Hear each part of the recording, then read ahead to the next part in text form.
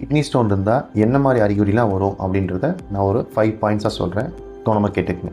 வணக்கம், நான் சித்த மருத்துவர் டாக்டர் கௌஷிக் மோகன்.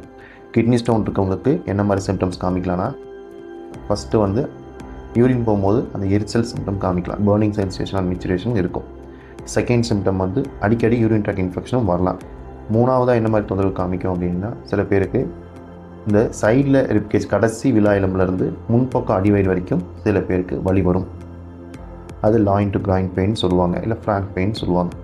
இது அடுத்த கட்சமா ஃபோர்த்தாக நமக்கு என்ன மாதிரி தொந்தரவு காமிக்கும்னா, ஏன்னே தெரியாது நான் வாமிட் வர மாதிரி ஒரு சில சிம்டம்ஸ் காமிக்கும். சடனாக ஒரு வாமிட் வர மாதிரி அந்த நாசியான்னு சொல்லுவாங்க. சென்ஸ் மட்டும் இருக்கும், சில பேருக்கு வாமிட்டே வந்துடும். கிட்னி ஸ்டோனில் இது ஒரு அறிகுறி. இது போக அடுத்த கட்சமாக 5வது சிம்டம் என்ன ஆகுனா, அந்த ஸ்டோன் வந்து பெருசாக இருக்குது அப்படின்னா அது மூவ் ஆகும்போது உள்ளே இருக்க இன்ஜுரி எதாவது நடந்ததுன்னா யூரின் போகும்போது கண்டிப்பாக பிளட் கலந்து போகும். அந்த யூரின் லைட்டாக ரெட்டிஷாகவும் போகும். ஹெமட்டூரியான்னு சொல்லக்கூடிய கண்டிஷன் இருக்கும். ஸோ இது மாதிரி 5 சிம்டம்ஸ் இருக்கும்.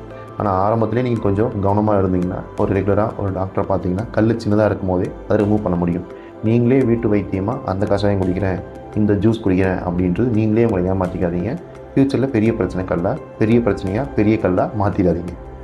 இந்த வீடியோ உங்களுக்கு பிடிச்சிருந்தால் லைக் பண்ணுங்கள். ஏதாவது சந்தேகம்னா கமெண்ட் பண்ணுங்கள். எங்கள் சேனலை சப்ஸ்கிரைப் பண்ண மறக்காதீங்க. தேங்க்யூ.